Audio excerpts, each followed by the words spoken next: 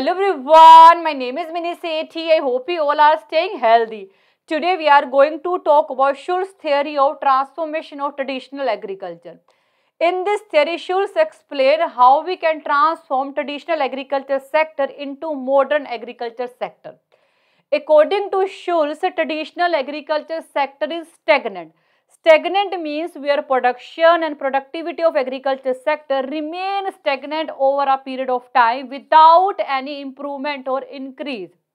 Means according to Schultz, traditional agriculture sector is static, or we can say the non-dynamic, and it will lead to low productivity, low income, low saving, low investment, because we are passing same farming styles to our future generation.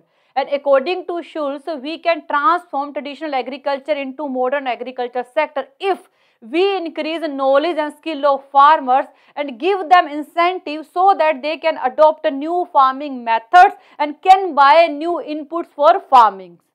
Now we will see some important point of this theory. According to this theory, traditional agriculture is not related to culture, traditions and convention of society.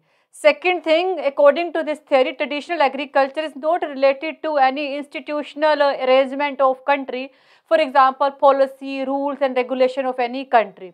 And according to this theory, traditional agriculture is not necessarily backward or labor intensive. Even capital intensive can count in traditional agriculture if it is not growing or become stagnant for long time period. Even American agriculture can become traditional if it is not growing for long time period. Now we will see main characteristics of traditional agriculture according to Schultz. According to Schultz, there is perfect allocation of resources in traditional agriculture sector. Second thing, according to Schultz, there is no disguised unemployment in traditional agriculture sector. That's why there is no zero marginal productivity. Disguised unemployment means more people are working than required. For example, we require only 5 people, but actually 10 people are working. Difference between 10 and 5 will be called 5. These 5 people will be called disguised unemployment. And these 5 people are not giving any contribution in production. That's why marginal productivity of these 5 people is 0. According to Schultz, there is no disguised unemployment in traditional agriculture sector. That's why there is no zero marginal productivity in case of traditional agriculture sector. But most important thing, Schultz theory is very unique because most of the economists like Nurse believe there is a disguised unemployment in traditional agriculture sector. That's why there is zero marginal productivity in traditional agriculture sector, and we can send extra employees in manufacturing sector. As a result, capital accumulation will increase in our country. But Schultz don't believe in all this concept. According to Schultz, there is no disguised unemployment in traditional agriculture sector. That's why there is no zero marginal productivity of labor in case of traditional agriculture sector.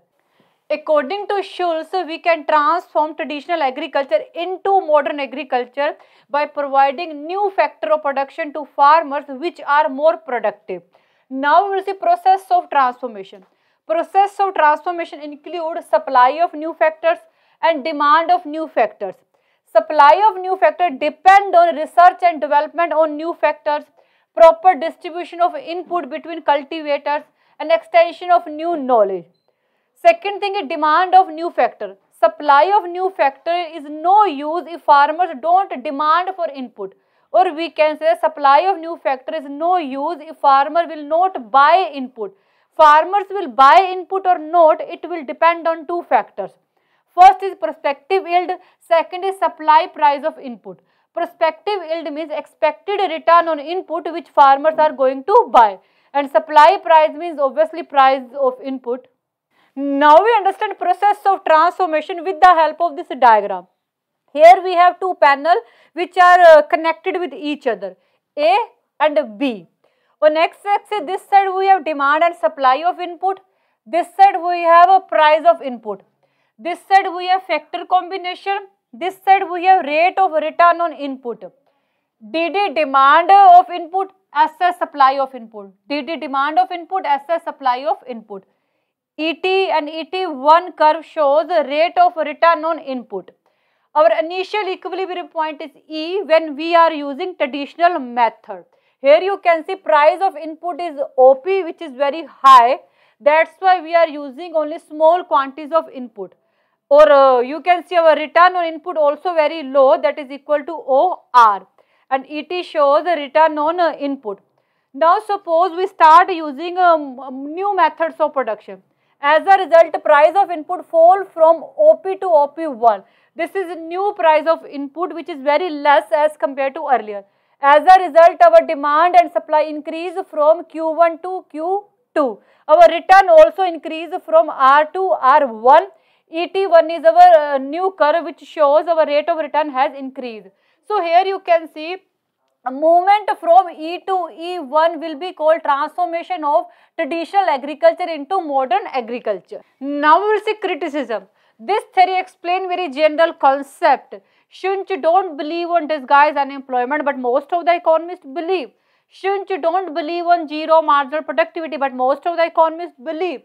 There is inefficiency of factor allocation. According to Shinch, we can increase supply of input by proper allocation of factors, but there is inefficiency of factor allocation. Responsiveness of farmers. Farmers will adopt new methods of production. Not it's all depend on desire of farmers. If they are not ready to adopt new methods of production, then what? Most of the farmers prefer to use traditional methods of production. And this theory totally ignore institutional reform. So this is all about Shunch theory. I think you got it, and thank you so much for watching this video. Bye. Take care.